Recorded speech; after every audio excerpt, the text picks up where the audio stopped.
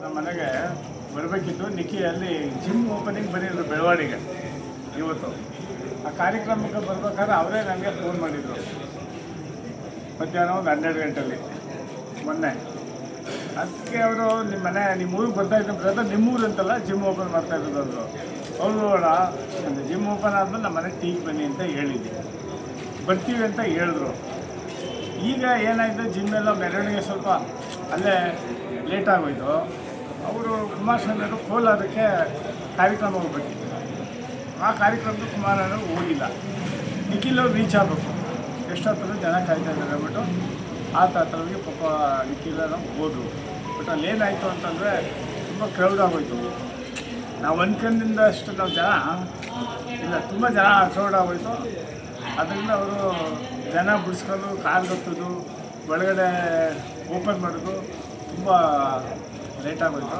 ತುಂಬ ಕ್ರೌಡ್ ಆಗಿರೋದ್ರಿಂದ ಈಗ ಅಲ್ಲಿಂದ ನಮ್ಮ ಮನೆ ತನಕ ಬರ್ಬೇಕಾದ್ರೂ ಒಂದು 50 ಮೀಟ್ರ್ ಇದ್ರೂ 1 ಅವರ್ ಬೇಕು. ಇಲ್ಲಿ ತಿರ್ಗಾ ಅದೇ ಜನ ಇಲ್ಲಿ ಬಂದುಬಿಡ್ತಾರೆ, ಕ್ರೌಡ್ ಆಗೋಯ್ತದೆ. ಅವರು ಇವರೆಲ್ಲ ಫೋಟೋ ಗೀಟೋ ಒಂದು ಸುಮ್ಮನೆ ಸಿಗ್ತದೆ. ಅಲ್ಲಿ ಓಪನ್ ಮಾಡೋಕ್ಕೆ ಬಿಡಲಿಲ್ಲ, ಅಷ್ಟೊಂದು ಕ್ರೌಡ್ ಆಗೋದ್ರಿಂದ ನಿಕ್ಕಿರೋದು ನಿಮ್ಮ ಮನೆ ಊಟಕ್ಕೆ ಬಿಡ್ತೀನಿ, ನಾನು ಖಂಡಿತ ಯಾವಾಗಲೂ ಬೈಕಿಗೆ ಬರೋಣ ಅಂತ ಹೇಳ್ಬಿಟ್ಟು ಹೋಗಿದ್ರು. 2-3 ಸತಿ ಸರಿ ಹೇಳಿದ್ರು. ಬಟ್ ನಾವೇನು ಮಾಡೋಕ್ಕಾಗುತ್ತೆ, ನಾವು ಕೂಡ ನಮ್ಮ ಆನಂದೂರು 3 ಮನೆ ಹತ್ಕೊಂಡಿತ್ತು. ಆ ಮನೆಗೆ ನಿಖಿಲ್ ಅವ್ರು ಕರ್ಕೊಬರ್ಬೇಕು ಅಂತ ಹೇಳಿದರು. ಅಲ್ಲಿ ಮಹಾದೇವ, ಕೃಷ್ಣ, ಶ್ರೀನಿವಾಸಗೌಡ ಅಂತ 3 ಜನಕ್ಕೆ ಚೆಕ್ ಕೊಡಬೇಕು ಅಂತ ಇತ್ತು. ಈಗ ನನ್ನ ವೈಯಕ್ತಿಕವಾಗಿ ಅವ್ರಿಗೆ ಇವತ್ತು 10,000 ರೂಪಾಯಿ ಚೆಕ್ ಕೊಟ್ಟಿದ್ದೀನಿ. ಹೇಗೆ ಸಹಾಯ ಮಾಡಿದ್ವಿ. ನಿಖಿಲ್ ಅವ್ರ ಕೈಲಿ ಕೊಡಿಸ್ಬೇಕು ಅಂತ ಇತ್ತು.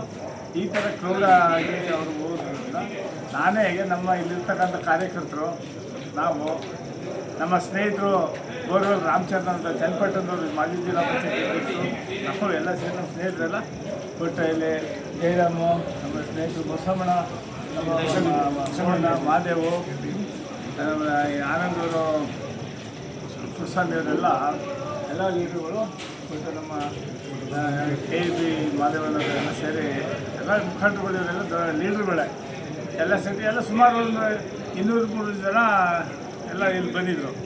ಎಲ್ಲರೂ ಕೇಸರಿಬಾತು, ಉಪ್ಪಿಟ್ಟು, ಕಾಫಿ ವ್ಯವಸ್ಥೆ ಮಾಡಿದ್ದೀವಿ. ಎಲ್ಲ ತಿಂಡಿ ತಿನ್ಕೊಂಡು ಹೋಗ್ತಾ ಇದ್ದಾರೆ. ನಿಖಿಲ್ ಅಣ್ಣವರು ಪ್ರಾಮಿಸ್ ಮಾಡಿದ್ದಾರೆ, ಖಂಡಿತವಲ್ಲ ನಾನು ಬರ್ತೀನಿ, ಊಟಕ್ಕೆ ಕರೆಕ್ಟ್ ಮಾಡಿ ಅನ್ನೋ ಬೇಜಾರು ಮಾಡ್ಕೊಬಿಡಿ ಅಂತ ಹೇಳಿದ್ದಾರೆ. ಬಟ್ ಇನ್ನೇನು ಮಾಡೋಕ್ಕಾಗುತ್ತೆ, ಪಾಪ ಅವರು ಇಲ್ಲಿಂದ ಕೋಲಾರಕ್ಕೆ ಹೋಗ್ಬೇಕು, ತುಂಬ ದೂರ. ನಾವು ಎಲ್ಲ ಅರ್ಥ ಮಾಡ್ಕೋಬೇಕಲ್ಲ. ಸುಮಾರು ಬಂದಾಗ ನಾವು ಕಾರ್ಯಕ್ರಮ ಇಟ್ಟಿದ್ದಾಗ 3 ಸತಿ ಬಂದು ನಮ್ಮ ಮನೇಲಿ ಊಟ ಮಾಡಿದ್ದಾರೆ. ನನ್ನ ಮಗನ ಹಾಲು ತುಪ್ಪ ಕೂಡ ಬಂದು ಹಾಲು ತುಪ್ಪ ಬಂದಿದ್ದಾರೆ. ಎಲ್ಲ ಕಾರ್ಯಕ್ರಮದಲ್ಲೂ ಭಾಗವಹಿಸಿದ್ದಾರೆ. ಇವತ್ತು ನಿಖಿಲ್ ಕುಮಾರಸ್ವಾಮಿಯವರು ಅವರು ಇವತ್ತು ನಮ್ಮೂರು ಬರ್ತಾರೆ ಅಂತ ನಾವು ತುಂಬ ಅದ್ಧೂರಿಯಾಗಿ ಸ್ವಾಗತ ಮಾಡಿದ್ದೀವಿ. ನಮಗೆಲ್ಲ ತೃಪ್ತಿಯಾಗಿದೆ, ಅವ್ರಿಗೂ ಖುಷಿಯಾಗಿದೆ.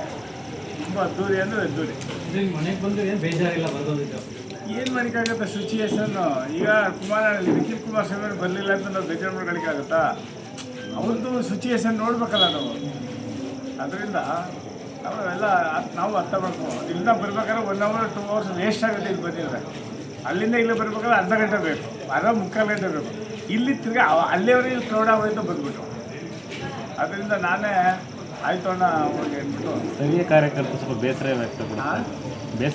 ನನಗೆ ಬೇಸರ ಇಲ್ಲ, ನಮ್ಮ ಕಾರ್ಯಕರ್ತರು ಸ್ವಲ್ಪ ಬೇಸರ. ಇವರು ಅಲ್ಲಿಗೆ ಬಂದಿದ್ರೆ ಗೊತ್ತಾಗ್ತಿತ್ತು. ಇಲ್ಲೇ ಒಂದು 300-400 ಜನ ಇಲ್ಲೇ ಜಮಾಯಿಸ್ಕೊಂಡ್ಬಿಟ್ಟಿದ್ರು. ಅಲ್ಲಿಗೆ ಬಂದಿದ್ರು, ಇಲ್ಲಿ ಬರ್ತಾರೆ ಕುಮಾರಣ್ಣ ಬೇಗ ಮಾತಾಡ್ಸ್ಬಿಡ್ಬೋದು ಅಂತ. ಅಲ್ಲೇನಾಯ್ತು, ಹಂಗೆ ಹೊರಟೋದ್ರು. ಇವರು ಅಲ್ಲಿದ್ರೆ ಪರಿಸ್ಥಿತಿ ಗೊತ್ತಾಗೋದು. ಅದರಿಂದ ಅವ್ರು ಬರಲಿಲ್ಲ ಅಂತ ನಮಗೆ ಬೇಜಾರು ಅನ್ಕೊಳ್ಳೋದಿಲ್ಲ.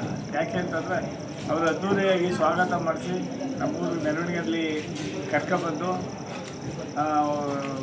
ಕಾರ್ಯಕ್ರಮ ಮಾಡಿದ್ದೀವಿ. ಅದರಿಂದ ನಮ್ಗೆ ಅದೇ ಸಂತೋಷ. ಬೇರೆ ನಮ್ಮ ಮನೆಗೆ ಬಂದರೆ ಬರ್ತಾರೆ, ಯಾವತ್ತಾದ್ರೂ ಕರೆಯೋದ. ನಮ್ಮ ಪಾರ್ಟಿ ಗಟ್ಟಿ ಇರಬೇಕು. ಯಾವತ್ತಾದ್ರೂ ನಮ್ಮ ಪಾರ್ಟಿ ಕರೆದು ಊಟ ಹಾಕು, ಅದರಲ್ಲಿ ಬೇರೆ ಅವರೇನು ಹೊರಟೋಗಲ್ಲ. ಅದರಿಂದ ನಮ್ಗೆ ಇದೇ ಸಂತೋಷ.